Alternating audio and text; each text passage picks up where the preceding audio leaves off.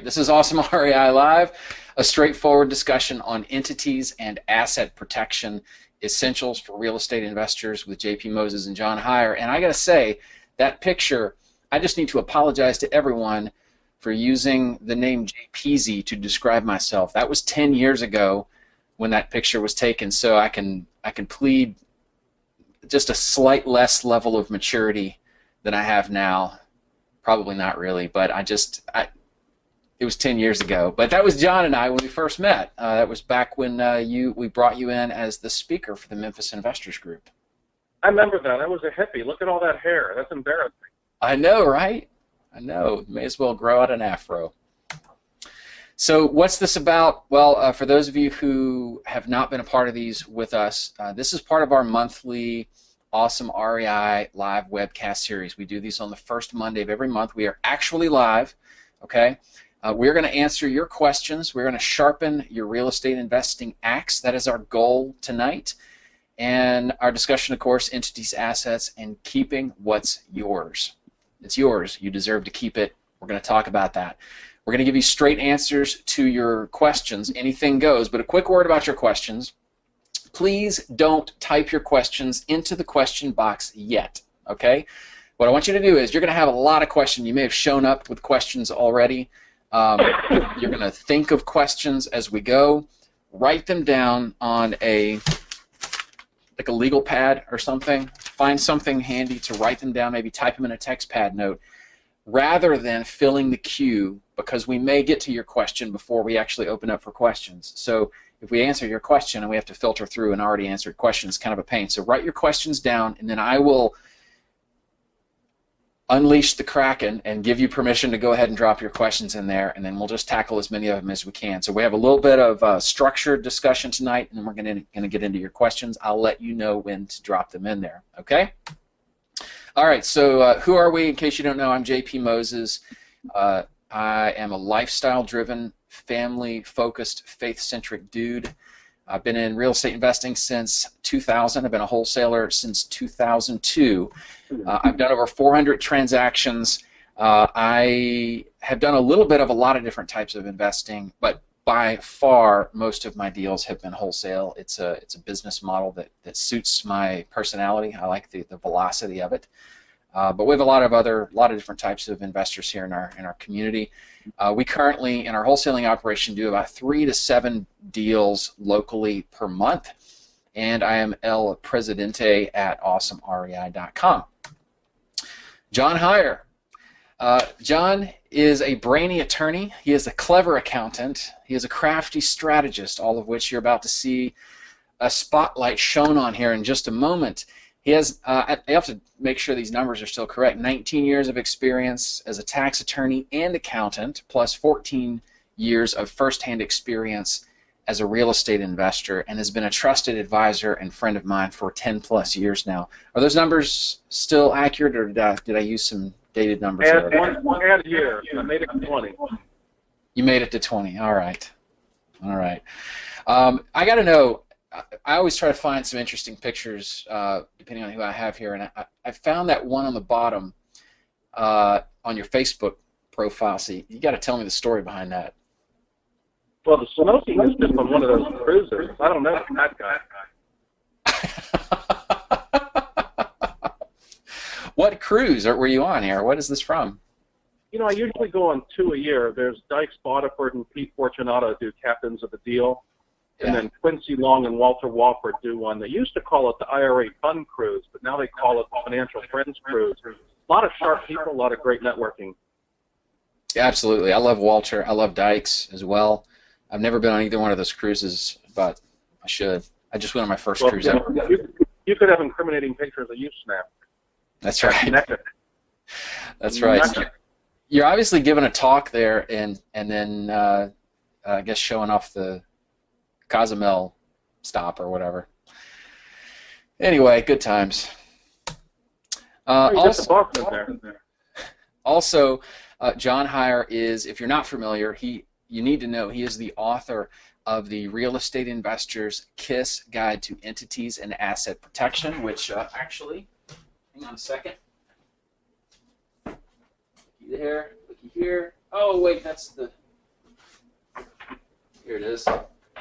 I have verifiable proof. I'm a product of your work. You're still around to tell about it. Still around, that's right. The Asset Protection Guide and the KISS Guide to Bookkeeping, both of these are literally on my bookshelf all the time, and they're fantastic resources. I highly recommend them. If you are interested in checking them out, there's a couple of links there, awesomerei.com/kissassets, which I think is kind of clever, and awesomerei.com/kissbookkeeping will take you directly, just kind of shortcut links to take you directly to where you can check those out. They're very reasonably priced as well, if that's something that would serve you well right now. What I'm not sure of is if your training on self-directed IRAs is actually currently online or not, so I don't have a link for that. Is there anything you want to tell us about that real quick, John? I haven't put it online. What I mainly do is I push the workshop. We've got one coming up in Tampa at the end of the month. Usually 2 days intensive, $7.99. I go at $3.50 an hour, so you get me for 14 hours instead of 2 hours and 20 minutes.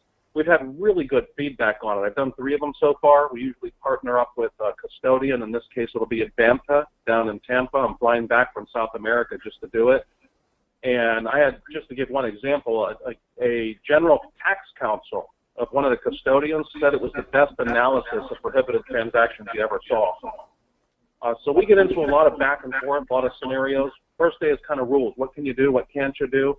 Second day is just throw the meat on the table and see what sticks. Deal structuring, deal unstructuring, that kind of thing. So we've recorded the workshop. The first one we called the IRA Meets the NRA because we did it at a gun range. We, of course, wrote off our shooting afterward. So we did record one for those who can't make the workshops, and we include the manual for the class itself. But live, you get to ask the questions. We really encourage people to give it a shot. The IRA meets the NRA. I like that.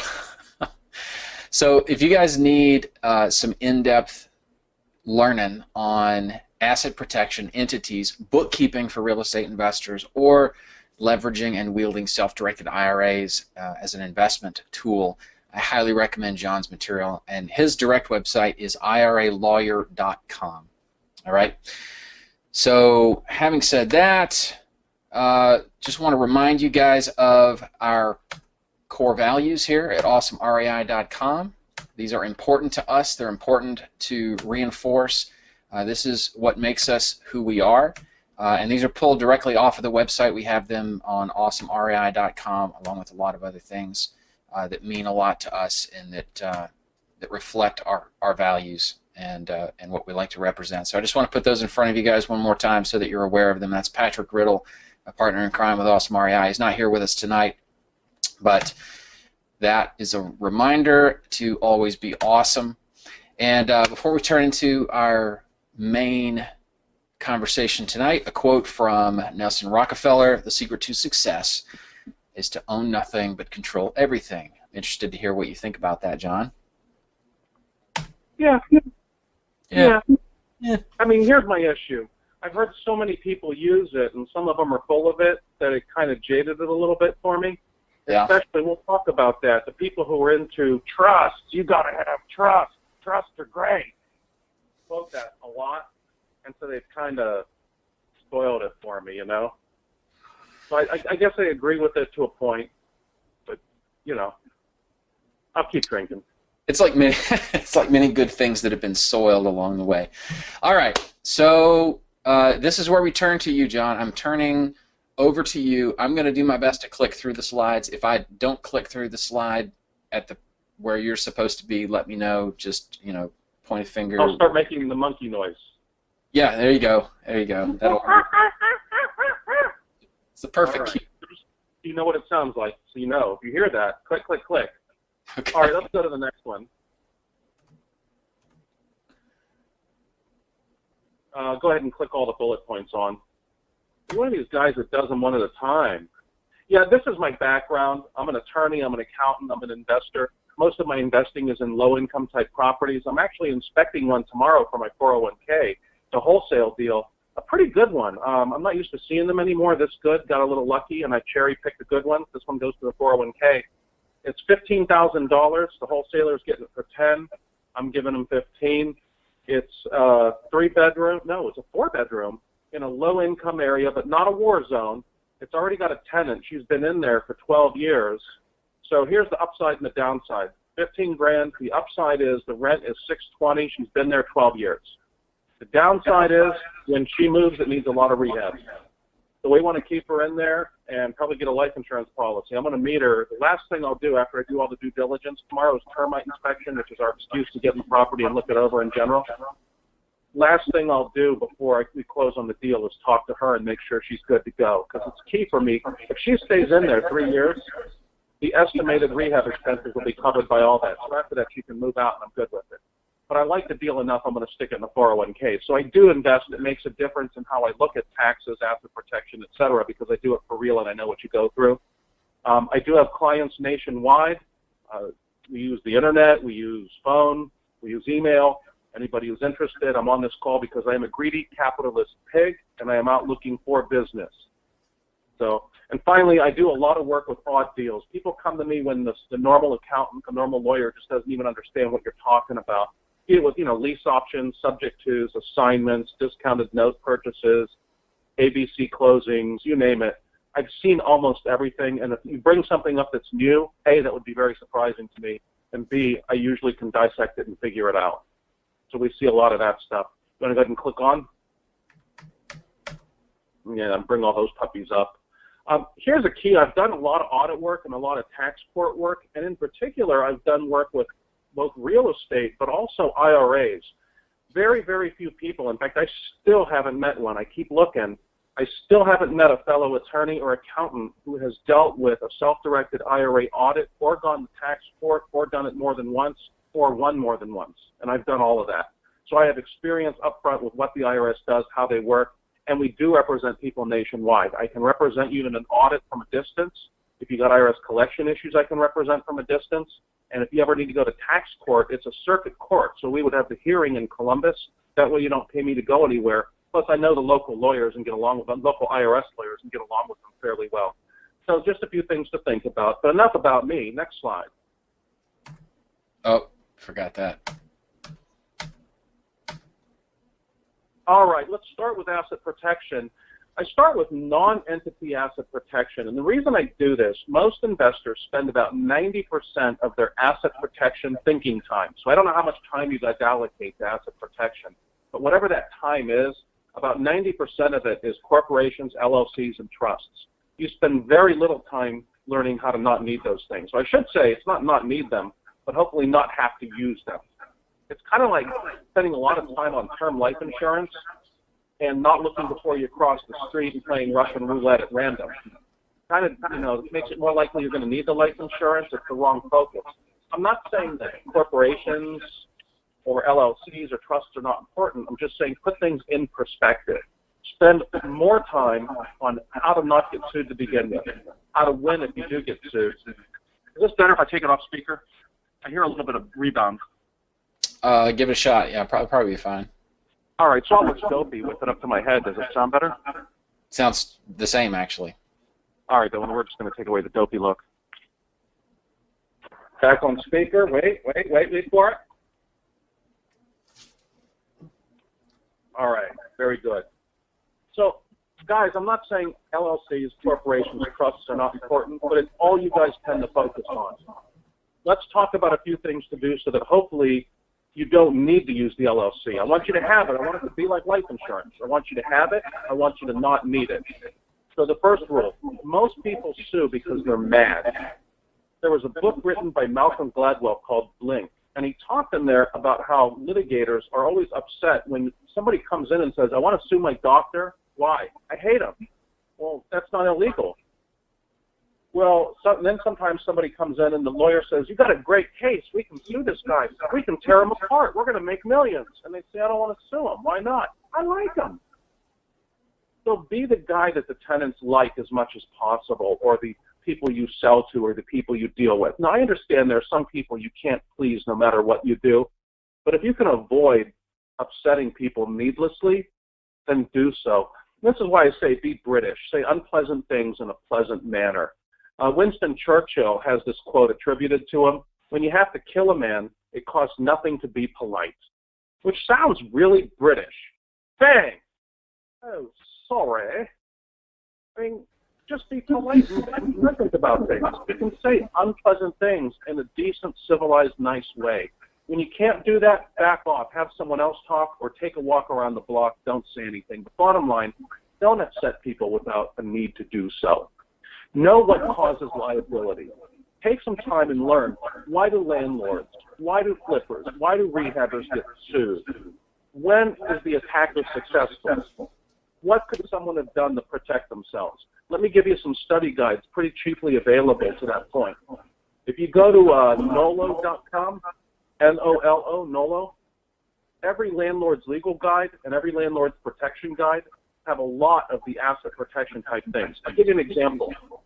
In Ohio, if you don't shovel your drive as a landlord, so you leave it icy and full of snow, you can't be held liable because there's so much snow and ice in Ohio. People are assumed to know that's a danger and they got to be careful. But if you shovel once, you clean up the walkway once, the courts say that people can now rely on you to permanently keep the walkway clean. So no good deed goes unpunished. It's important to know things like that. Where do you find that? Go to West Publishing. West as in not East. West Publishing is a legal publishing company, and see if they have a landlord or tenant-landlord legal guide for your state. Usually it'll have been written by a lawyer. It's a little bit of dry reading, but if you can make your way through it, you learn a lot. In Ohio, the guy that wrote it is very clearly pro-tenant, and he gives them every dirty trick on how to nail a landlord. That's valuable stuff. That's the other side of the playbook. That's about a $200-300 book. It costs a bit. Pull it between a few friends, a few landlords you know.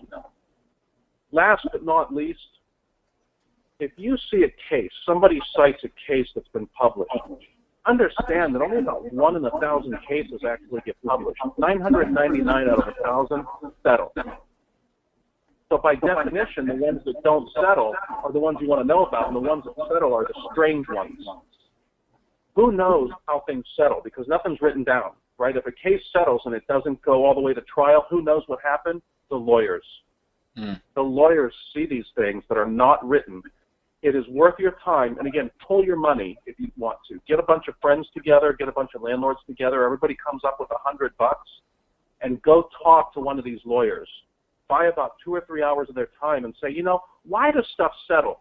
And which stuff settles for pennies on the dollar? And which stuff do people end up paying a bunch for? How much of a difference do LLCs and trusts really make? Do those have any impact on the settlement?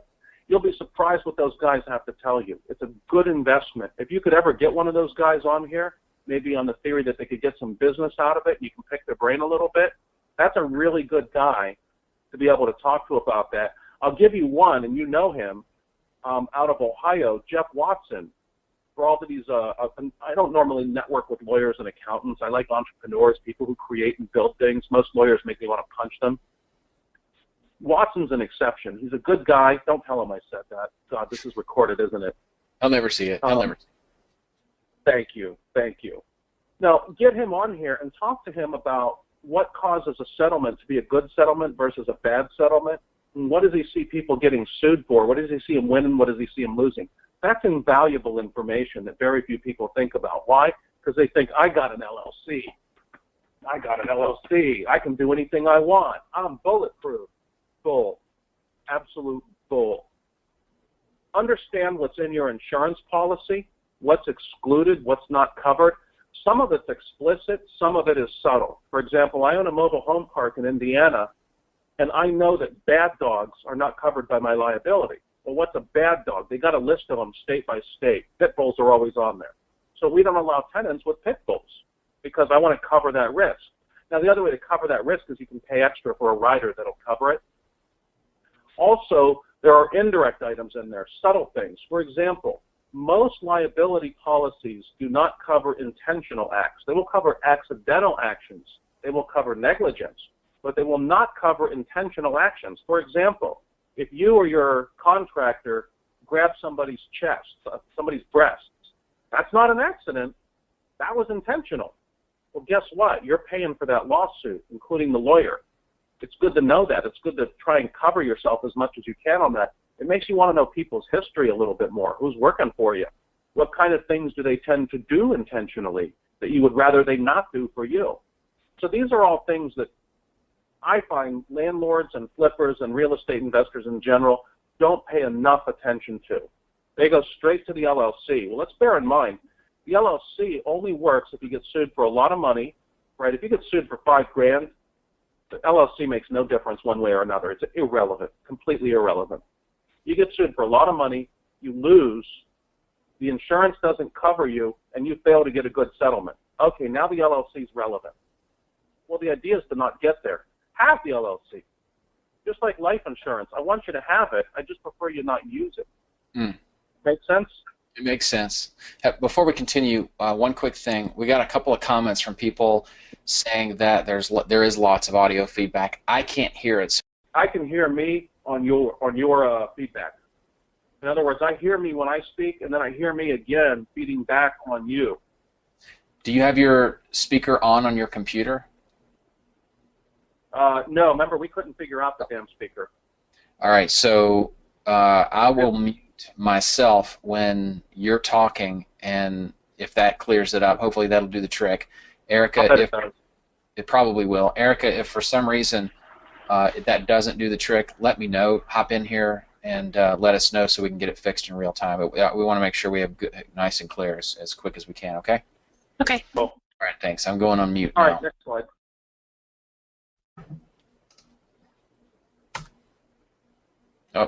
Oh, rent a politician. That's important. You know, you guys, you investors are so cheap. You shoot yourselves in the foot by how cheap you are. There are a lot of local REIAs, a lot of local lobbyists at the state level that you can contribute to. You live in a semi-free country which is rapidly becoming unfree. Why? You won't invest in freedom. You won't fight. You won't talk out in public. You won't give money to lobbyists. You won't fight laws that are bad for you. You deserve what happens to you. If you live in a free place that allows you to make money, and you won't put some of that money into preserving the place that allowed you to make the money to begin with, then you got it coming. Problem is, I don't. So stop being so damn cheap and start investing some in fighting. Contribute to worthy causes. Contribute to think tanks to fight the good fight. And as much as I hate to say it, contribute to politicians. And I understand the argument, I shouldn't have to.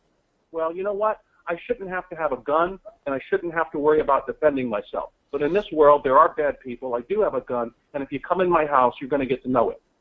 So in this world, you do what it takes to preserve the good things. One of the good things is this free country or semi-free country now that we live in. Fight. Fight.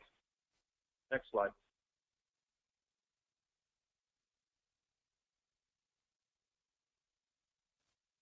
Okay, so when it comes to entities, a couple thoughts. I despise Nevada and Utah. Why? Because in my practice, it's kind of like, why does a cop despise criminals? Because the cop has to clean up the mess. Well, let me tell you what, in Nevada and Utah, here's my idea. With tax planning and entities, there are a lot of rip-off artists, a lot of slimy hucksters. They oversell complexity. They overcharge you for it. They tell you, shouldn't you be like the Rockefellers? No, you shouldn't. Now, when you got $100 million, come talk to me, and we'll set up a $100 million asset protection structure. But if you don't have those kinds of assets, you shouldn't be setting up that kind of structure. It's all BS talk. Here's the basics. Nevada law does not apply in your state 99.9% of the time. Maybe 1 out of 1,000 times, Nevada law will apply where you live.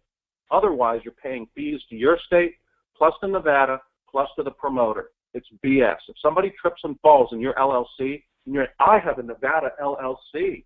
Well, bad news. That plus $5 will get you a cup of coffee because they're still going to follow the law of the state you're in. So here in Ohio, if you have a trip and fall inside of a rental, it's still going to be Ohio law. The Ohio judge doesn't care that you have a Nevada LLC. Now, sometimes it's rare, but sometimes Nevada or Utah or whatever law applies, but it's usually irrelevant to you. Let me give you an example. You can have, if you have a derivative lawsuit and you have a Nevada entity, Nevada law will apply to the derivative lawsuit instead of, say, Ohio law, where I live. But what's a derivative lawsuit? That's when the owners of the company sue the management. Now, for most of you, that's the same people. So if you want to sue yourself, Good news. You can do it under Nevada law instead of your home state law. Wow. So same idea, by the way, with Wyoming and Delaware. The sellers are less slimy there, but there's still no real advantage to you. If you have a lot of assets, if you're worth over $1 million net, maybe we'll talk about one Nevada entity or one Wyoming entity somewhere in the structure. If you're worth less than $1 million net, it's very unlikely that these entities are paying for themselves. It's very unlikely that what you put forth in terms of time, effort, and money is being repaid in protection or tax savings. So Nevada, all right. So just to clarify, so Nevada and Utah entities, which are often sold as like the gold standard to investors, that everybody should have one, and why wouldn't you?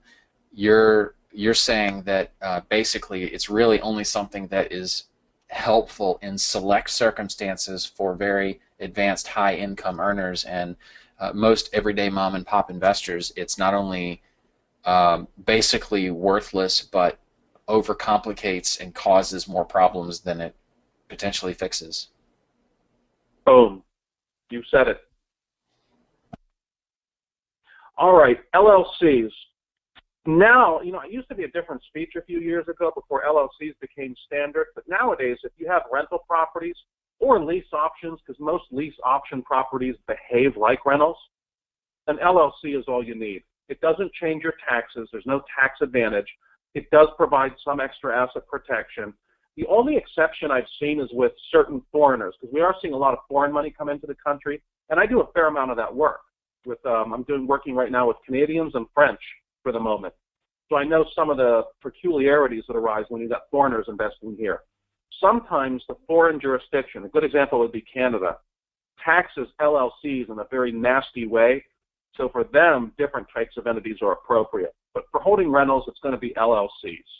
And no, you don't buy one property per LLC. I don't have the time to go into the details. Let me put it this way. Most of the time, the judge won't enforce the rule if the LLC has too little property in it. Let's say you own 10 low-income properties that cost you $30,000 each, and somebody gets killed on one of the properties. Do you really think the judge is going to say, oh, my God, you have an LLC, and so this death only gets $30,000 because you covered yourself? That is not going to happen. That is about as likely as Selma Hayek showing up to my house and having my wife agree with it. Ain't going to happen. So let's remember, it's a limited liability company, not a no liability company. And if you try to convert it into a no liability company with too much equity stripping, too many entities, the courts are just going to look right through it as an abusive shelter. Plus, you know what? You're never going to maintain it. You say you will, you promise you will, you won't. It's kind of like February 1st for all the people who promised to be in the gym January 1st. Empty, tumbleweed. You won't maintain the entities correctly. It's easy to set a bunch of them up, but to properly run them and take care of them is a whole nother proposition. And my consistent experience with real estate investors is they'd rather be out making deals than staying home doing paperwork. And so they don't get it done. What are S Corps good for? They're really the only reason you use an S corporation anymore is to reduce self-employment or Social Security tax. Now, that's different from income tax. It's a whole different tax. Usually it applies in a flipping context, such as when you're a dealer. And when you're a dealer, right? If you're out there doing 12 deals a month, you're a dealer. I don't care how many entities you have or what your Nevada huckster told you. If you're doing that kind of volume, you're a dealer and you're paying Social Security tax. That's a perfect example of when an S corporation makes sense. It won't eliminate the Social Security tax, but it will normally reduce it. Finally, when do you use C corporations? And of course, these are broad generalizations, right? If you go out and act on this as if this were legal advice, which it's not, it's educational. If you pretend it's legal advice, act on it, and it doesn't work, guess what? You don't get to sue me. You lose. Too cheap to get advice. C corporations, when are they useful? They're useful mostly for bracket arbitrage. When we like C corporations is when you're in a 40% bracket. So let's say you're in a high income tax bracket, you're paying 40%. The first $50,000, the first $50,000 of income in a C corporation is taxed at 15%. So that's a 25% difference. It's nice arbitrage. It's kind of like a watered-down IRA. You put the money in, as long as the money's in there, it pays less tax, and there are restrictions on taking it out. That's how I would look at a C corporation, as a very watered-down IRA. So if you're not in a high bracket, C corporation probably doesn't make sense for you. All of these other deductions that the Nevada people talk about that C corporations are entitled to are either teeny tiny and don't matter, or really only apply in specialized circumstances. I'll give you a great example. When you notice the Nevada people selling C corporations and why they're wonderful, they'll put about 15 bullet points on the screen. And there's always a bullet point that says, it allows you to deduct up to $50,000 worth of term life insurance. $50,000 a term life. For $1 million a term life, pay less than $1,000 a year. So let's see, 50 grand is 5% of that, 5% of a grand is 50 bucks. It'll save you 50 bucks a year. It's pointless. That's irrelevant. It's such a small number. If you care about it, you're an idiot. They put it on there just to make the sales pitch look better. Trust the nice lawyer. The nice lawyer wouldn't lie to you. C corporations, with a few exceptions, only make sense when you're in a high bracket and you're trying to arbitrage that bracket and get a lower bracket. And we're going to get a ton of questions on this, JP. This is always everybody's favorite slide. They go nuts on this one because everybody loves entities. Sorry, I think I just muted and unmuted myself. I got a couple of quickies before we move on to the next slide, if that's okay. So Sure. One of the things that many people will know here is a fact, some people may not, is that both LLCs and S corporations are known as flow-through entities for taxation purposes, so that you're not taxed income tax-wise at the corporate level. You're taxed, it flows through, and you're taxed on a personal level. Did I say that? That's kind of like a W-2, right? Yeah. They give you a K-1 instead of a W-2, and whatever numbers are on the K-1 that were derived at the entity level, you smack them on your 1040 and you pay the tax on it. So it flows through to your 1040. And the the C corp, you get taxed a couple of times, both at the corporate level and at the personal level on what you got paid. So that's one of the things you'll hear people talk about is double taxation with C corps. But for LLCs and S corps, am I correct that basically in interpreting what you said, that the S corp would be, in a general sense, best suited for people who are flipping, whether it's wholesaling or rehabbing, and the LLC is better suited for keeping? Is that kind of a good rule of thumb still? And in general, that's true. There are exceptions. For example, when you're buying and selling properties in the beginning, so let's define flipping. I'm going to use flipping today to mean you buy the property, you take title to it, and then you sell it. Maybe you rehab it, maybe you prehab it, I don't know. So it's distinct from an assignment deal, right, where you never take title. In the situations where you take title, I would probably have a regular LLC in the beginning. Here's why. You're not a dealer yet. There's no Social Security tax. So what I would do is for the first few deals, and there's no number. Everyone always wants a formula or a number. It's really gut feel. I've seen enough case law that when you give me a scenario, I can tell you which way I think it'll go, but there's not a hard and fast line. I can tell you this, the first few deals, anywhere from 3 to 12 deals depending, should be put on Schedule D as in dog and not Schedule C as in cat of your personal tax return, because you don't pay any Social Security tax at all, which is better than an S Corp. See, an S Corp will reduce the Social Security tax, but on the first few deals, if you're taking title, and I don't mean an ABC closing where you take title for 10 minutes, I mean you really take title and have a little bit of a holding period, maybe a couple of weeks, maybe a month, maybe a little more if you're rehabbing it. In those situations, I would not start off with an S corporation. Instead, I would put things on Schedule D as in dog. Now, once you've done enough deals that it's clearly going to be a dealer situation, then I would move towards the S Corp. But in general, I think what you say is correct. Just remember, there are always exceptions, and if you're that exception and you didn't talk to someone because you were chip, chip, chip. What if you start off with half a dozen straight up assignment deals, and then thereafter you're at about an 85% assignment, 15% simultaneous close wholesaler? I'd say that's all. First of all, assignments, the IRS is going to look at those as a service, and Social Security tax applies right away. So you're assigning, I don't care if it's an option or a contract, they're functionally the same thing. That's going to be Social Security taxable. So I would have an S Corp from day one. Now, how much do you have to make in the S Corp to pay for itself? Probably 20 grand net after all your expenses, and the thing is roughly break even.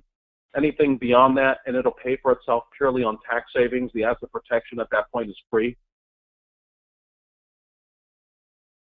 Okay. All right. I don't want to hog the question time for myself, so I'm going to move on to the next slide, and then we'll get to questions here for everybody else here in just a moment. All right. Next slide is a go. All right. I put there the Rockefellers use trusts, and I'm quoting a very well-known guru who, to sell you on trust, goes, the Rockefellers use trust. You should use trust. You're not the Rockefellers. Sorry, if you are, I'd like you as a client, but you're not. It's just like with the Nevada entities. You got to take a structure that's appropriate for your size. Trusts are tools. A lot of people say, you know, John's very anti-trust. That's not true. I'm anti-stupid trusts. I'm anti how trusts are taught. But every tool has a purpose as long as you understand the tool and the use of it. I get people who tell me all the time, I was converted to trusts. And man, that's an appropriate verb, because for those people, it's religion. You can't talk rationally with them about trusts because it's their deity. And if you say something bad about their deity, they get upset. Sometimes they self-detonate. It's ugly. So you got to be rational about it. Trusts are not really for asset protection when it comes to small dollars, right? If you want to set up a trust like the Kennedys have or the Rockefellers have, you better be playing with some serious money. That's a very specific type of trust, very expensive, but it can be done. If you're talking more along the lines of land trusts, look, they help with privacy, but don't confuse privacy with asset protection. But wait, John, if you were a real lawyer, because I've had this told to me before, if you really understood the law, like the guy who took a seminar and is a better lawyer now than I am suddenly, if you really understood the law, you would know that plaintiffs' lawyers search for assets before they sue people. And if you look poor, they don't sue you. There's a word that comes to mind, and it kind of rhymes with Bolsheviks. That is a crop. Yes. I've interviewed plaintiffs' lawyers. None of them search assets before they sue. All of them assume you have insurance, and most of the time they're right, and they're going to get paid. And if you don't have insurance, it's a pleasant surprise, because now what happens when they sue you? They know that you have to pay your own legal fees. And that means they've got you in a nasty place. So I had one lawyer say, if it's a very large commercial case, he might look for assets because he assumes the policy won't be big enough to cover a very large commercial case. Other than that, they don't even bother to search. So there's a relationship to asset protection. Privacy and a low profile can make it less likely that you get sued. So if you don't stand up in a bar and throw shot glasses at people and scream that you're the King Kong of real estate investing, you're less likely to be sued. It's true. So a low profile can be a good thing. And trusts can help with that. Depending on your state, they make it hard for lazy people. Let me make that clear.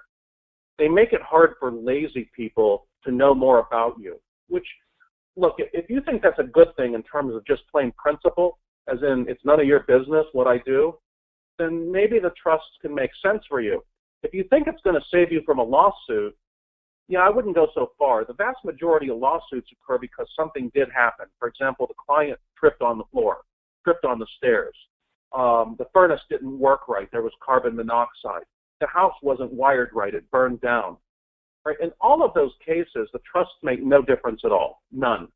And I would love to hear the arguments. No, they can't sue me. No, they can't find me. No, I look poor. That's a bunch of hooey.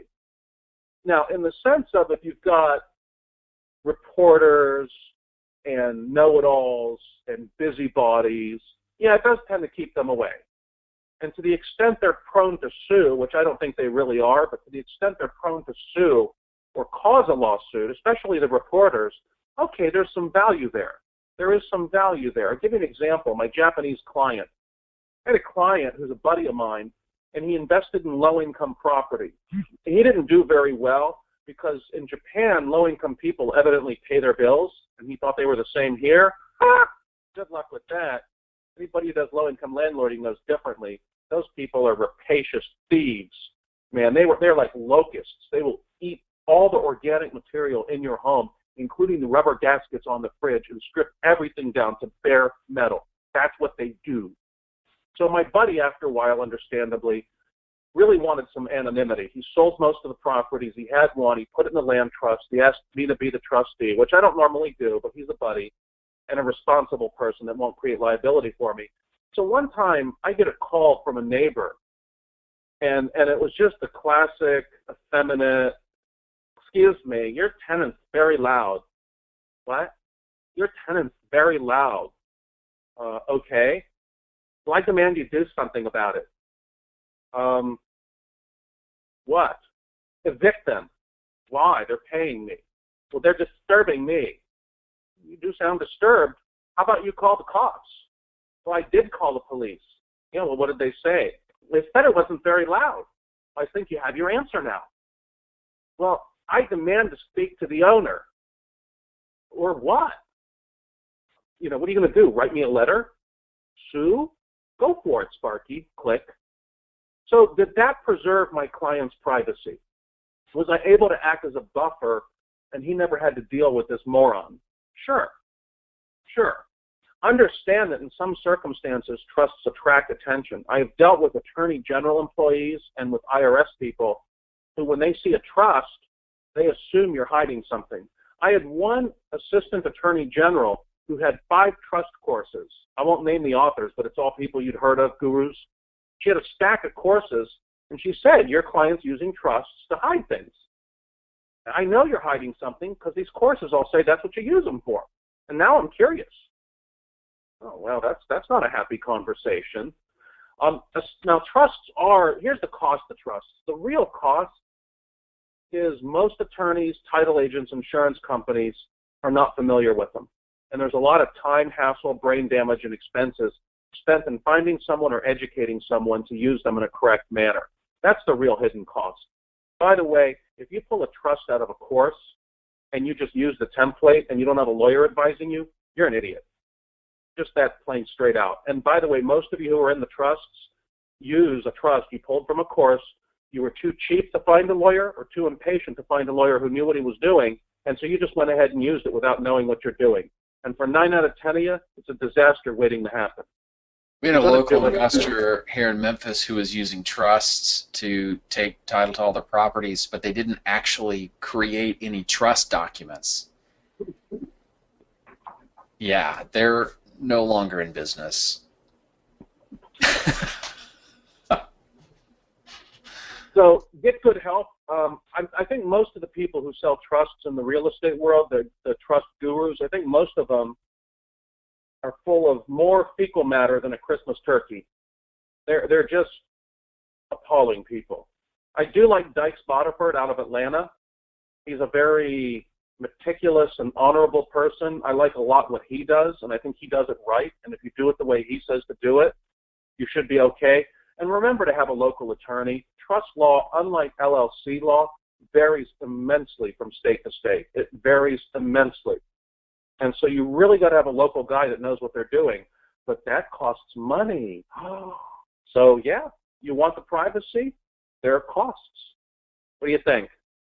Yeah, I think so. I'm glad you mentioned Dykes. The only people I really personally ever recommend on the topic of trust is Dykes, and on really any of the topic that we're talking about would be Dykes, Jeff, and you. That's kind of the trinity, if you will, of real estate investing, asset protection Sherpas. So you've already mentioned them all, yourself included. Yep. It's a small It's a small bunch, man. You want to go to the next slide, or if we covered enough that we do those on the next call and take a bunch of Q&A? Because I was going to talk about audits, but I don't know how long you want to go. How many questions you got? I can't hear you. You're on mute. Sorry. I told everyone to hold off on the questions, so we don't have any in the queue yet. What I can do, though, we can go ahead. Let's continue, but I'll go ahead and invite everyone who's dialed in with us to go ahead and begin submitting your questions in the webinar here. Just whatever questions you have, go ahead and start dropping them in. And in just a minute here, we're going to start answering them. Okay? So let me go ahead, John. You can go ahead and continue. Let's talk about audits, and then we'll get to some Q&A here in just a minute. All right.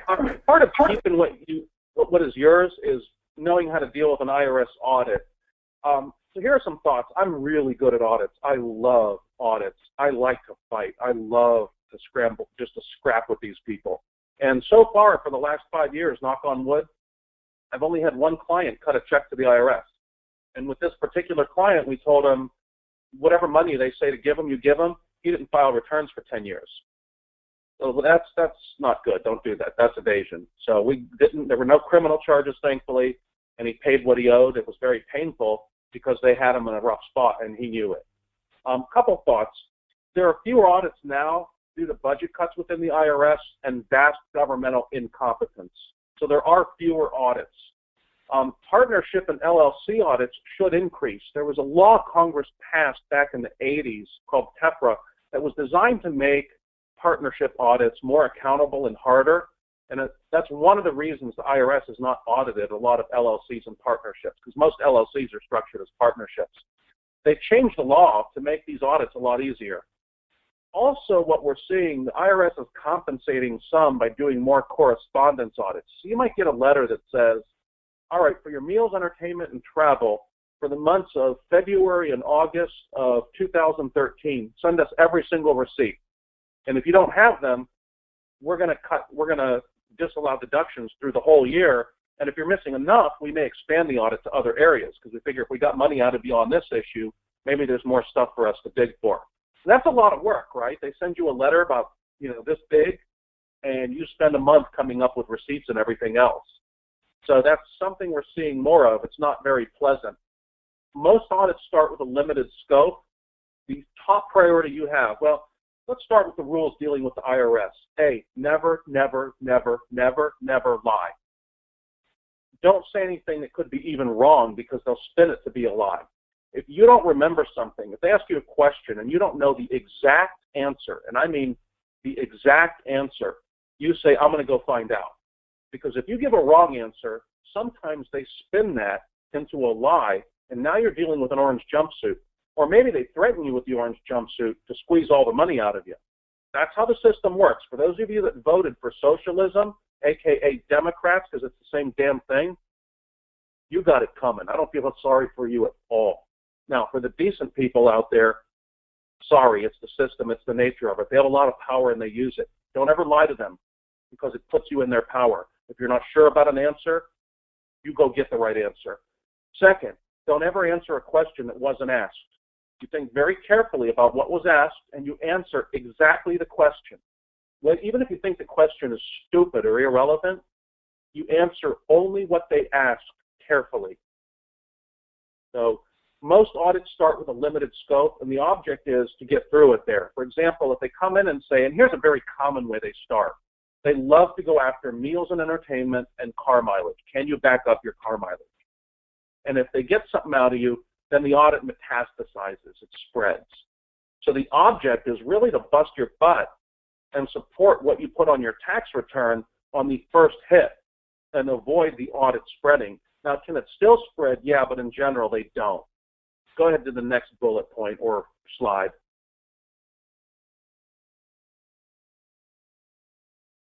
Okay, the cheapest audit I ever did. Set a record in 2015 for the cheapest one and the most expensive one. Got both of them. The cheapest one, I only billed about $1,300, which is, let's see, at that time it was $300 an hour, so what's that come out to? A little more than 4 hours of my time. And the way it worked was we had an engineer who was very detail-oriented and meticulous. He's a signer, so he has a W-2 job by day, and he assigns properties by night. And he had a Schedule C, and they went after 3 of his different deductions. I forget what they were. But I spent about an hour and a half walking him through how to put the records together, and he did exactly what I asked him to do. He had all of his receipts. He had everything in order. It all added up. It was beautiful. So it was about an hour and a half for that. He did most of the work, and I just reviewed it. I went into the IRS agent's office, and she did one of these. Boom, puts it down and says, I think we're going to be good on this one. She could just tell he had it all together. We ended up spending another hour and 45 minutes flirting and talking about 2 things. And she was not, I didn't flirt with her because she was hot. I've only ever seen one hot IRS agent. This one, she was first of all a cat lady. And you could tell because you walked in and her cube had cat pictures. So right away you get a little nervous, right? You want to make sure there are witnesses and stuff so you don't disappear. And she's also a big fan of the local hockey team. And you can tell the hockey guys, because she had a picture of her hugging every guy on the team, and you could tell they knew she was an IRS agent, because she's kind of like, and they're kind of like, you could just tell. I mean, so we flirted for an hour and 45 minutes. Why? Because after she told you she's not going to hit your client, and it only took 15 minutes, are you going to make her mad? No. Dude, give her what she wants. Did I bill for the time? You better believe it. Was the client happy to pay for it because he paid the IRS $0 and it was my cheapest audit ever? Yeah, he was happy. My most expensive audit, and it's really because it went to tax court, this was a self-directed IRA that I don't have time to get into huge detail, but it was a big audit. The IRS started off by saying this guy owed almost $500,000. Well, we got that number down to 0, and I only charged him 25 grand. And let me tell you how I made it 25 grand, because here's the interesting thing. There was another lawyer on a very similar case with exactly the same auditor at exactly the same time. And the clients knew each other, so they were comparing lawyers and comparing notes. The other lawyer charged over 100 grand and lost. I charged 25 and won. And how did I do it? Now, first, there could have been a little luck. I don't know what happened, but I did notice the other lawyer, first of all, he was not honest. Part of honesty is telling clients what they don't want to hear. You have a terrible case. I suggest you settle. That costs me money to tell you that. I'm much better off if I say, you know, I think we can take them. It's not 100%, so I'm going to cover my butt. It's not 100%. We could lose. You know, don't blame me if we lose. But I think we can take them. I see a lot of that, and it's bull. The first duty is blunt honesty. Your case is horrible. I suggest we settle as fast as we can. Paying me is very unlikely to help you. When a lawyer tells you, don't give me money, you should listen to the nice lawyer. Second, delegation. This other lawyer insisted on doing $20 an hour work at $300 an hour. All the bookkeeping for the client, he did it, saying it has to be done by a lawyer in just a certain way. And people are so afraid, they believe that. No, I told my guy, look, I'll do it at $300 an hour. Why don't you get a $20 an hour bookkeeper and I'll review their work? That's an honest answer. I don't want to rip people off by using the fear they have to do work that I shouldn't be doing. I template a lot. I keep a lot of templates. I steal templates. I look up case law and then I order the transcripts and pull other people's memos and take the best parts out of them. I template like a mad dog, but I also change the templates. I improve them constantly. I am the board. Resistance is futile. You will be assimilated. I counterpunch. What does that mean? You know, it's different from a criminal case. This IRA case I had, he had about 50 deals. The IRA lawyer, the other lawyer, charged to look at every deal in detail on the theory of, I have to know what's in there, Bob. I got to know to defend you. No, actually, I don't need to know. Right? This is not a criminal case. In a criminal case, that's a legitimate argument. In a criminal case, I have to know every detail. It's different. In a tax case, I am going to give the IRS what they ask for as long as they're entitled to it, and I'm not going to say anything about it until they make an attack. Because why would I look at the material until I know what they're going to do with it? Because can I change anything? Can I change the past? Can I change the paper trail? No. If you've got a bad case, they're going to know, and I can't change that. If you've got a good case, My knowing ahead of time isn't going to change that. So I wait for the IRS to examine the materials. They ask for it, we give it to them. Unless it's something inappropriate, once in a while I'll object to a request and say, no, we're not going to do that. And they'll say, well, we'll go to court. And I'll say, okay, go ahead. They never do. You wait for them to make the attack, and then you respond to what they say. It's much more efficient to counterpunch with the IRS than it is to just go in flailing and hammering. I blitz around problem IRS people. I've had agents who were just horrible to deal with, and I intentionally upset them. I just drive them nuts quickly. JP, you know I have a talent for this. I upset them in a nice, polite way so they can't hold it against me so that the case ends quickly. I usually tell the client, look, we got a bad agent. Most lawyers would argue with them for 40 hours and run up the clock.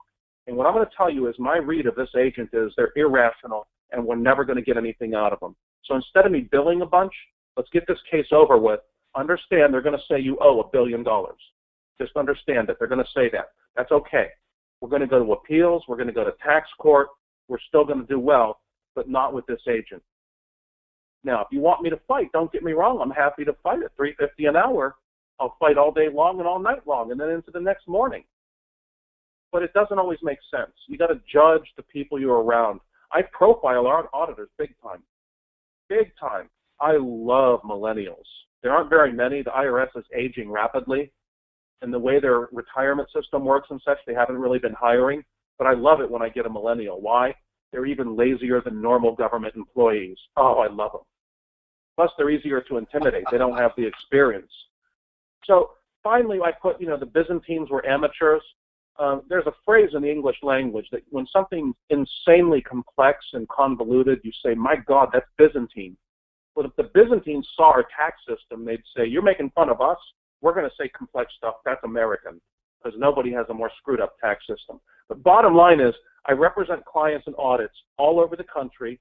You don't have to teach me about real estate. I understand real estate. I've done a lot of research already.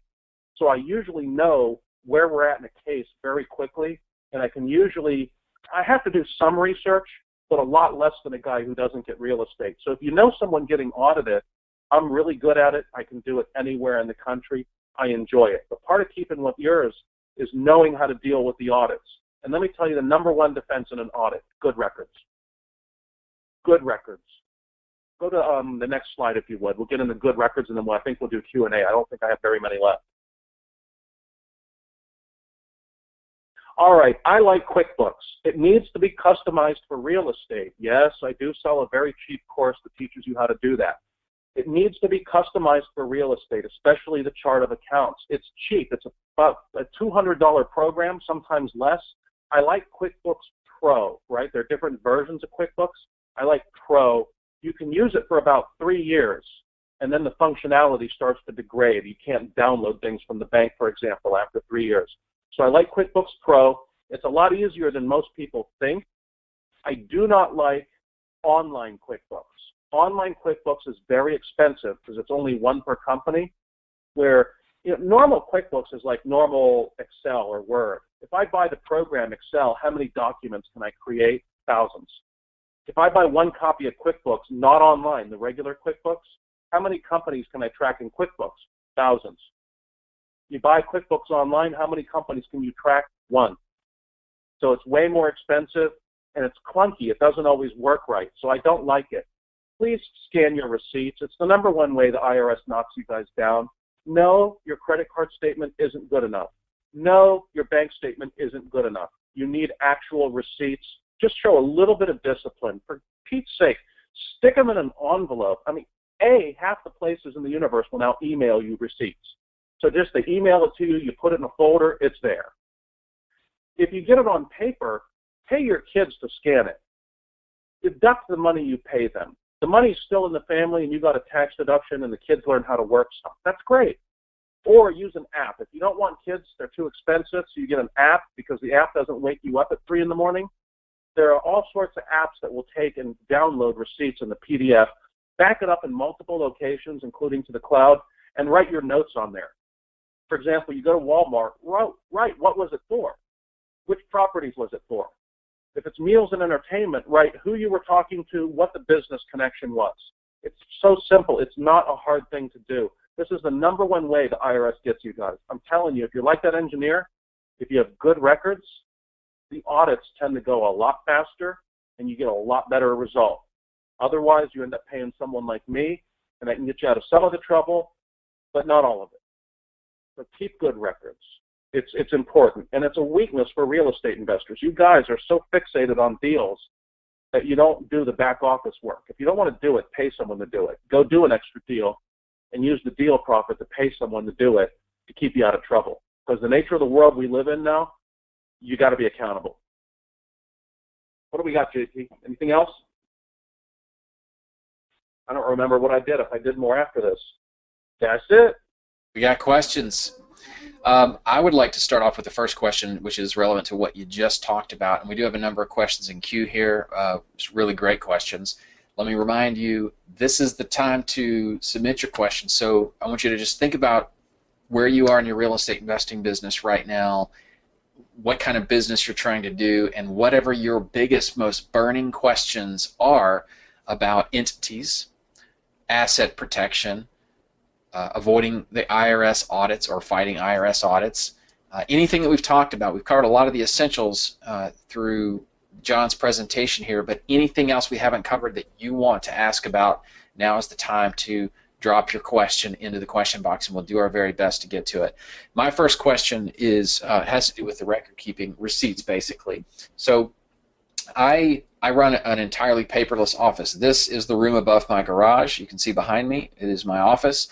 And I don't really want to keep paper in it any more than I have to. So what I do is all of our company files are in the cloud. We keep them in Google Drive. And Google Drive has a fantastic app on the phone. There's a question I'm getting to, by the way. Fantastic app on my phone. I use an Android.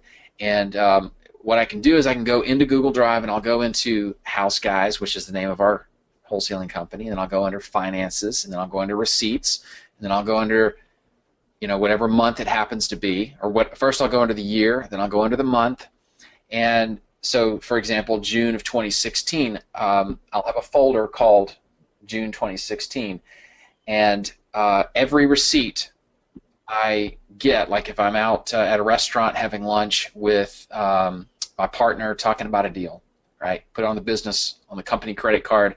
I'm going to write on the receipt, lunch with James Alston regarding 123 Main Street. My first question is that sufficient? But before you answer that, then I will pull out my phone, click on the Google Drive app, go to that folder, hit the plus sign, and do a scan. It doesn't just take a picture. The picture becomes a PDF immediately, and it saves it in that folder as a PDF version of the receipt, and then I crinkle up the receipt, throw it away, and I'll have to deal with the paper. It sounds maybe cumbersome for people who aren't techie, but that's a super fast process for me, and it keeps me clean of the paper. So what do you think about that process? Beautiful, like the big wall, it's beautiful. Yes. Well, that's yes. Great. That's all you need to do. Is that the proper notation for that type of receipt as well? Yeah, I'd be a touch more specific on the business, but otherwise, yeah.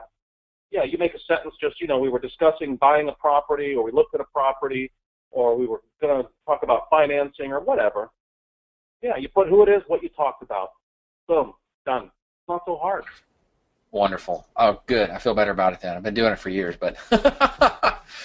All right, so let's jump in. Got a question here from Kurt.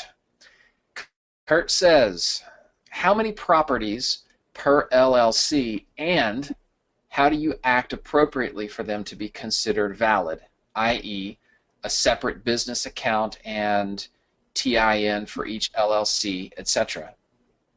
All right, that's a big question. Would you like to spend a half hour? No, let's go with the... Let me do a shortcut. You know, how many properties per LLC? It depends. What state are you in? For example, if you're in Tennessee or Ohio, they're pretty cheap states. They're easy to deal with. So if you're in California, you pay $800 a year for LLC. It depends on where you're at. He's in I would South say Carolina, and it will vary for people, but he just answered he's in South Carolina. and I would say, in general, and this is just a rule of thumb, right? I just made up the number. If I don't have 200 grand of equity, I don't have a second LLC. Now, if you're paranoid, you might say 150 in equity. And if you have 10 million in equity, do you really want 50 LLCs? No, you're going to change the number as you get bigger. If I had 10 million in equity, I'd probably have 10 LLCs, each with $1 million, right? So it depends, it varies. Is this coming through okay? I just got a note that says I have a slow connection, which means my kids are doing what I asked them not to do and downloading terabytes of information. I'm getting you fine. Okay, yeah, cool. So how many entities? I like, if you don't have 200K in equity, you don't have all that much in the way of assets to protect. How's that? So really, it's more a factor of segmenting the number of properties, not based on a particular number of properties, but based on just trying to keep your equity protected in chunks. And there'll be some natural segmentation. What I mean by that is, let's say I have 3 partners. Maybe I don't have 200K in equity, but I've got 3 partners and we each have an LLC because that's how it's done. Or maybe I have properties in Ohio and Indiana, and my Indiana properties are in one LLC and the Ohio ones are in another. So sometimes you get natural segmentation, but if it's all stuff you own 100% of between you and your spouse, say, then yeah, I'd say 200K in equity. How do you maintain the entities? Really briefly, the number one way to blow an entity is commingling money. If you lend money from one company to another, the due to, due from, I don't like that. I don't like it when the company pays for your personal stuff. You should sign checks and contracts as your position. In other words, John Hire, a manager. You should have a bank account for every company. You should have a set of books with an income statement and balance sheet for every company. You don't have to, but it looks better if you have an annual meeting. It's better if you have resolutions. What's a resolution? When you do something exceptional, and you define what's exceptional. For me, it's every time we buy a property or borrow money, there has to be a company resolution authorizing it. And that's a template form. So I'd say those are the main items. It's really not that much. It's really treat it like a business, make it look like a business, so when a judge looks at it, he'll treat it like a business. One of the other things I'll add to that, too, I know from our previous conversations, is that you recommend having one of these as well. Yes, sir. A binder, and what do you refer to it as? Psychological propaganda, I believe. I mean, it's essential record keeping, but this is it. Rather than, as much as I love to have a paperless office, I'd love to not have this sitting on my desk or sitting on my shelf. But you recommend that I have a paper version of my corporate records, all the resolutions, all the minutes and everything that are needed for an entity, and not just have it digital, so that it has some thud factor when and if you have to show it to anyone, really. Is that? Yep, it's purely psychological, but it matters. I like it, the thud factor. Did I use that term in the book, or did you make that up? I don't know. I'll take credit for it. All right, that works. I can't get it back. It's got too much thud factor. Okay, next question is this is still from Kurt. He's asked, do you group your properties by risk or value? You kind of touched on this a little bit, but does that bring any clarifying? Again, it depends on how much stuff you got. Yeah, I will absolutely group. I consider low-income properties risky because they're full of low-income people with a low-income mentality.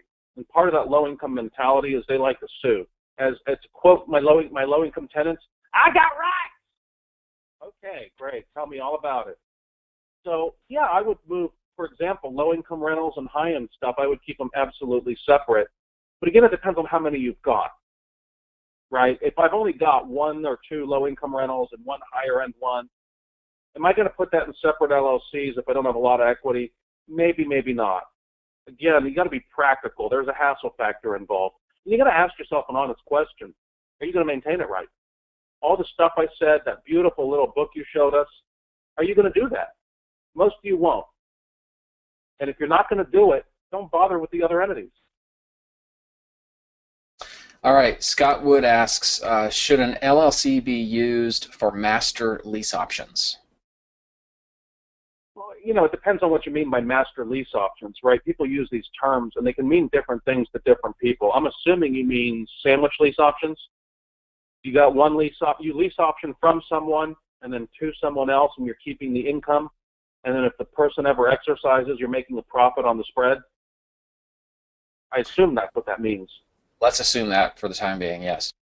Okay, that looks and acts like a rental, right? It produces rental income. Now, you don't have depreciation because you don't own the property, but you've got rental income, and there's sort of underlying financing. It's more in the nature of a lease instead of debt.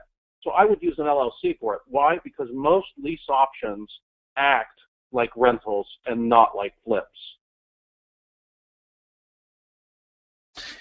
You'll like this one. I have a couple of different people asking what your opinion is on checkbook LLCs for self-directed IRAs. It's a great topic. It's off topic, but it's a great topic. I have very strong opinions on that I can back up. Let me give it to you real simply. And we could do a webinar on this one time. We did another one in a separate context, but we could do one for this group. Okay, checkbook LLCs are an LLC 100% owned by an IRA, and the idea is you're the manager of the LLC, and you have control over the money, and you can write checks. In other words, you don't need no stinking custodian. In that context, I don't like them at all. And again, I'm talking to you, I'm the only person you know of that has been in an IRS audit on self-directed IRAs at all. I'm certainly the only person you know of who's been in more than one of those and gone to tax court and won. If anyone on this call has heard of someone who's done it besides me, I'm all ears. I want to meet that person and trade notes with him. I'm dead serious because I like to learn. So let me tell you, we're switching gears. That's why I'm taking a second to think on IRAs. The code says you cannot provide a service to your IRA. So let me ask you 3 questions. First of all, let me clarify. When the code says you cannot provide a service to your IRA, it doesn't say you can provide a service if it's free. It didn't say if you pay yourself it's bad. We know that's bad. You cannot provide a service, whether or not it's free. If you provide a service to your IRA dies, and that's a very expensive proposition. So what's the problem? The word services has not been defined. We know we can't provide one to our IRA, but the IRS hasn't told us what's a service. So here I got 3 questions for you. Question 1, if you're signing leases for tenants and interviewing tenants and sort of doing the paper part of the management for a rental property in your IRA, is that a service? More to the point, could it be? Could it be a service? It could be because we don't have a definition. So could the tax court say that's a service? Yeah. And if they do, you're dead. Could managing a rehab, directing the rehab, designing it, bringing together the subcontractors, running the subcontractors, could that be a service if you do it for your IRA? Yeah, it's called being a general contractor. That could be a service. Last but not least, could managing an LLC on behalf of your IRA be a service? It could be. So if you're going to use these LLCs, and they have uses, if you're going to use an LLC, I prefer to call it an IRA-owned LLC. And I do set them up. I prefer that someone else be the manager. But that does create more moving parts and more complexity. You're involving another carbon-based life form who creates risk, and you have to communicate with them. But because of the risk issue on services, I normally prefer to see a separate manager for the LLC. If you're going to self-manage the LLC, the checkbook LLC, then all you should be doing is writing checks and directing other people. That's it. If you're going to self-manage, all you do is write checks and keep the risk low. As soon as you start doing other stuff in that LLC, there's a risk. And let me tell you this. Those of you who are listening who have checkbook LLCs, nobody trained you on how to use them, or the training was brief and inferior. I charge $2,500 to set those up. Why? Because I take the time, about 3 hours, to talk to you and train you on how to use it, and I also customize the agreement. And by customize, I don't mean enter your name and date and print, which is what most of these yahoos do. So if you want to do it right, give me a call. But what do I think about checkbook LLCs? Most of the ones out there are templates, and most of those are garbage, and you probably shouldn't be self-managing. We used you to set up our LLC for the house guys, by the way. I don't know if anyone, no one here knows that, so for what it's worth. Next question we have circles back to the non-entity asset protection part of our discussion. This is from Kurt. He says, do you recommend an umbrella policy, and will it work with properties not titled the same, i.e. land trusts with different LLCs as beneficiary but same owner of all LLCs? All right, well, let's clarify a few terms. Umbrella policy, what most investors really mean by that is liability insurance, right? An umbrella policy, technically speaking, is a policy that covers gaps. Let's say you have 5 houses with 5 different insurers. An umbrella would cover anything those 5 insurers don't. What most people mean by umbrella is really liability insurance. Do I think you should have it? Oh my God, yes. And people say, well, should I have that or an LLC? Both. Now, titling matters. You got to talk to someone who knows what they're doing. Here's who I recommend. There's a guy named Tim Norris out of Kansas City, and I don't have the name of the company on the top of my head. He understands this stuff, and he can save you money. For example, my mobile home parks, even though they were titled in different LLCs, he got me a policy that covered all 4 of them, and the price was way better than doing them separately one at a time, and he understands land trusts. The important thing when you're doing, looks like you got a pop-up there on your screen. The important thing, oh, well, she's hot. Wow, what's on your computer? Anyway, the important thing is when you're dealing with that kind of insurance, to talk to someone like Tim who gets real estate, gets multi-entity, and tell him all the players involved. For example, if you insure yourself personally in the LLC and they're held in land trusts, you probably have an issue if there's a claim because the insurance company is going to try and weasel based on the idea that the land trust is not an insured party. There it is, Tim Norris. That's him. My clients have really gotten good results with him. Been very pleased with him in terms of insurance, and he gets it, more to the point. And you're muted.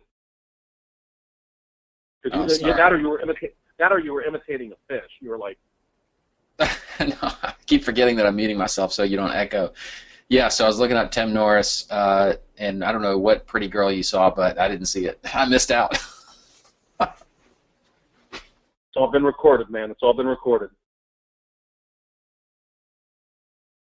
All right. So actually, I have a question kind of related to that that I wrote down earlier, which is, can you give us a synopsis of the most critical, essential insurance that a wholesaler needs to have to cover his business, a rehabber, and a landlord? 3 different types of investors.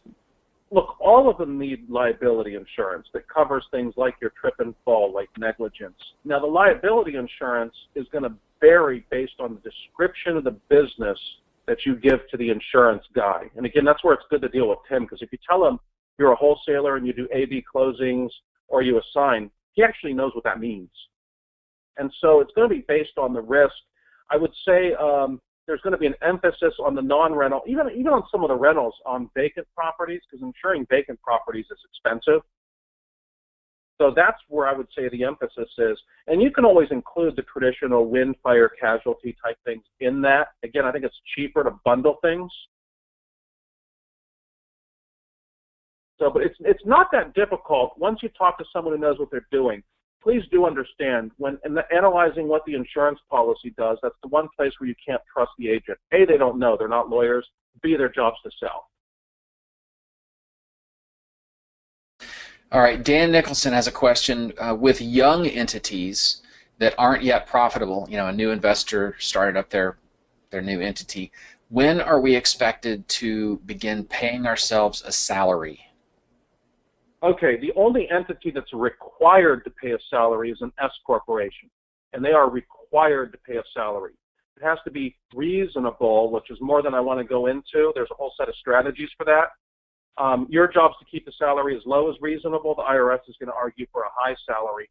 What I like to do with S corporations is wait till September and see how the company's doing. right? I'm not going to pay a big salary, if the company's not making money. So I will vary the salary some based on the profitability of the company. And no, there's not a standard percentage. I hear this number 40% thrown out all the time. You have to pay 40% of the profit as a salary. No, that's not really the focus. The focus is what's reasonable in light of all the circumstances. What would you have to pay someone to do what you did? And that's a subjective question. We do recommend, just like you get property appraisals for lowering property taxes, that you get a salary appraisal every 4 years or so. Pay $1 or $2 grand. If you're saving 10 grand a year in Social Security taxes, it's a hell of an investment. All right. Dion is asking if we can repeat the trust attorney's full name again, please. I think he's talking about Dykes Boddiford, although Dykes is not. He's not an attorney. He's an educator. He puts on phenomenal seminars. Anything he does is first class. And I don't say that about a lot of real estate gurus. Most of them are vermin, right on the same level as Hillary. But Dykes is a really good guy. His name's Dykes, D-Y-C-H-E-S. Only in the South could you have a name like that. D-Y-C-H-E-S, Boddiford, B-O-D-D-I-F-O-R-D. Tell him we sent you. Tell him we both sent you. He's a great guy, fantastic educator, does some excellent training on asset protection, tax savings, and hard money loans. He has a great class on how to be a hard money lender. I would not consider doing hard money lending without taking that course. His teachings are really advanced, very high quality, but definitely advanced. I've been to a number of them, and every time it's just like, how much of this can I actually grasp this time? Because so much of it goes right over my head. You just have to really focus in. You get a lot of repeat offenders because of that. Because the first time they show up, it's just, he puts enough information in that you bleed from the ears. That's right. His website's assets101.com if you guys want to check him out there. And John is actually, you're commonly one of the speakers at his training events. Yeah, I co-present with him a good bit. It's his only mistake. He's otherwise a very respectable guy. All right. Next question here is, how do you protect yourself? This is Mark Beckett. How do you protect yourself if you must own a rental personally in order to get a loan on the property? Everything else we described, and that's a very valid point. You know, sometimes if you get the loan in your name, the interest rate is so sweet, and if you move it to an LLC, you've got some risk that the bank will call the loan. I think that risk is normally pretty minor, but it does happen. So it's not a high probability thing, but a pain in the rear if it does, because you have to refi and so forth to avoid a foreclosure.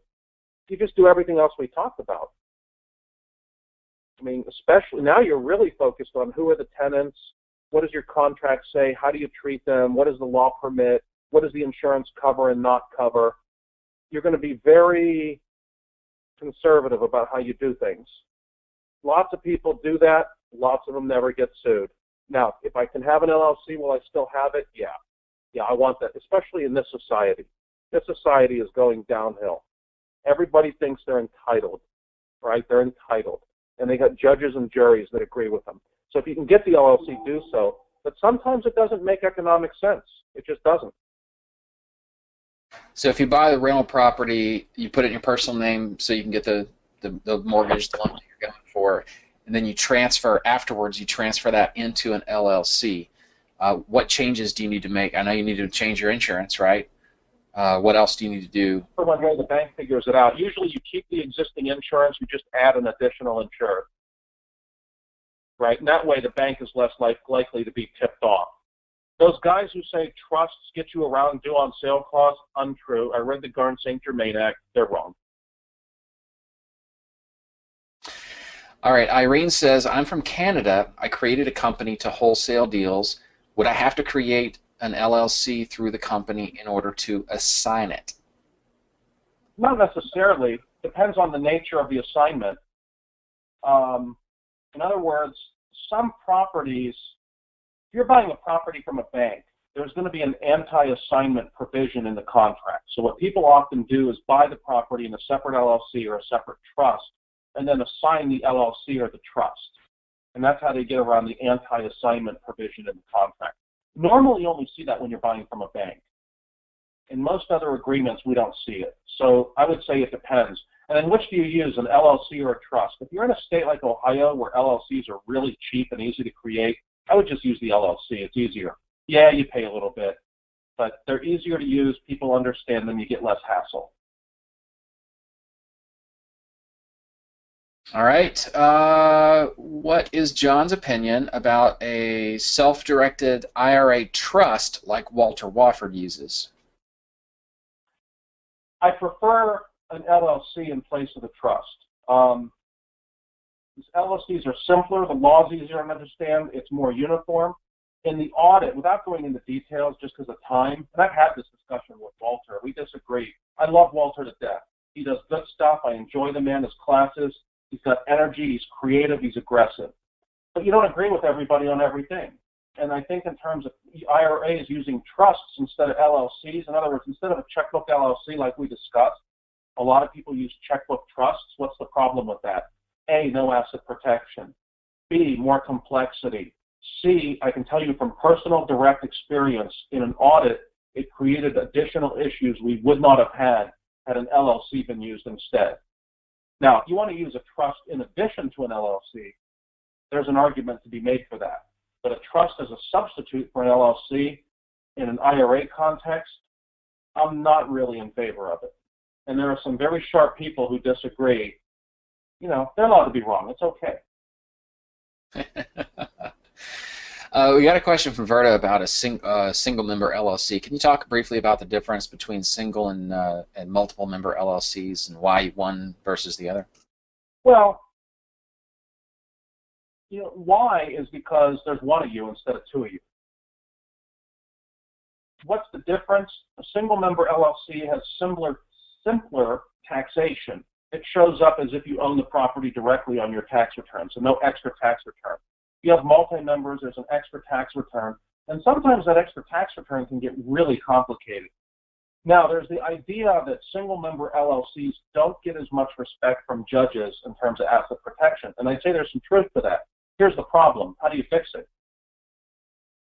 Okay, because without going into the history of it, just again based on time, the reason that some judges don't respect single-member LLCs is they just don't think it's fair. They're ignoring the law. Because no statute in any of the states I'm aware of any of the 50 states, says that single-member LLCs should get less respect. But there are judges who've said, well, we think they should get less respect, and so we're just going to make that the law. Well, that's wrong, first of all. Congress's job is to make the law. The judges are supposed to interpret it. We're getting into the thing now where judges make up the law based on their own personal sense of justice, often a very perverted, warped, and incorrect sense of justice. And that's what happened with single-member LLCs. A judge felt sorry for a creditor who wanted to seize assets that were in a single-member LLC. Because of something called a charging order, it was very hard for the plaintiff to get those assets. But the judge felt sorry for him. And it was a California judge, of course, a bunch of idiots. I felt sorry for him. And so he said, well, it's unfair that the single-member LLC has the same protection as multi-member. And even though the legislature wrote, we want single-member and multi-member to be treated the same, the judge said, well, they didn't really mean that. Like, he can read their mind or something. So bottom line is single-member LLCs get less respect. But here's the problem, because here's the solution I hear. I'll put a 1% partner in place. And now it's a multi-member LLC, and it has better asset protection. Yay! No. The same judge who will break the law and ignore the law, you think he's going to pay any attention to your 1% paper partner? No. If you want to have a true multi-member LLC, you probably have to have a 5 or 10% partner, a real partner. Now, what's the problem with that? Well, personally, I'm a lot more afraid of a 10% partner than I am of a lawsuit from the outside getting to the level where I need the LLC. So it's one of those things you can't really do much about it. If you're a single-member LLC, understand they get less respect, and you have to be even more careful to maintain things correctly. You got to have the minutes and the meetings and that beautiful fake leather thing that would go thud on the desk and show that you keep good records and run it like a business, because the courts will be more prejudiced against you. I don't agree with it. I think it's wrong, but it's the place we live. All right. With that, we are at the end of our time for this evening. So a few final things. First of all, John, thank you so much for giving us 90 minutes of your time this evening and pouring it out and answering questions and sharing from your years of wisdom and pain. I really appreciate it. Want to remind you guys that in addition to what we've discussed tonight, if this is something, if anything that we've discussed is something that you need to drill deeper into, there's a few options for you. Number one, you're welcome to pick up one of John's training programs, either his Real Estate Investor's KISS Guide to Entities and Asset Protection or his KISS Guide to Bookkeeping. KISS is Keep It Simple, Stupid, in case you didn't follow that. And again, you can see the URLs. These are shortcut links that lead directly to where John has those right now, awesomerei.com/KISS-assets and /KISS-bookkeeping. It's right there on the screen.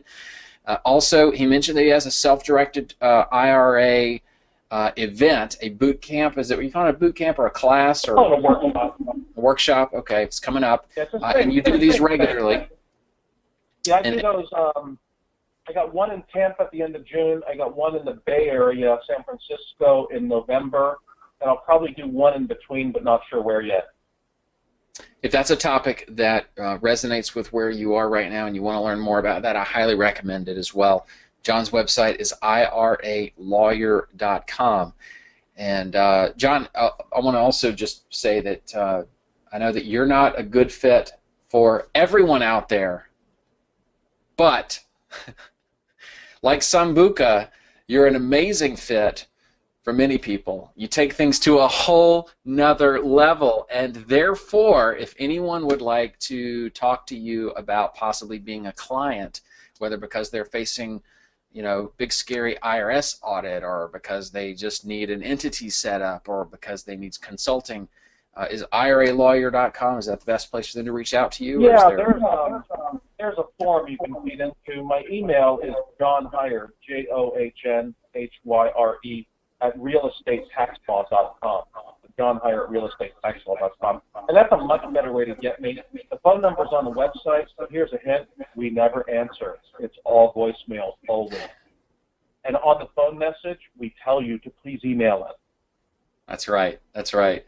But I couldn't recommend you more to those of you guys who are listening. I'm not just a friend of John's, and we've been friends for some time, and we interact with each other in person a couple of times a year at least, but also a client a number of times now. So highly recommended and warmly endorsed. Guys, I want to thank you for your time this evening. I appreciate it. I know there's a lot of other things you could have been doing, but you invested an hour and a half here with us tonight. Cheers to you, to John, and to those of you who are here with us. That was my last drag of porter. Hey, this is the first webinar I've openly had alcohol on. Openly, right. We just do things a little differently here. Last reminder, it's Monday. Don't forget to be awesome. Thanks, guys, for tuning in. We do these the first Monday of every month. JP and John, out.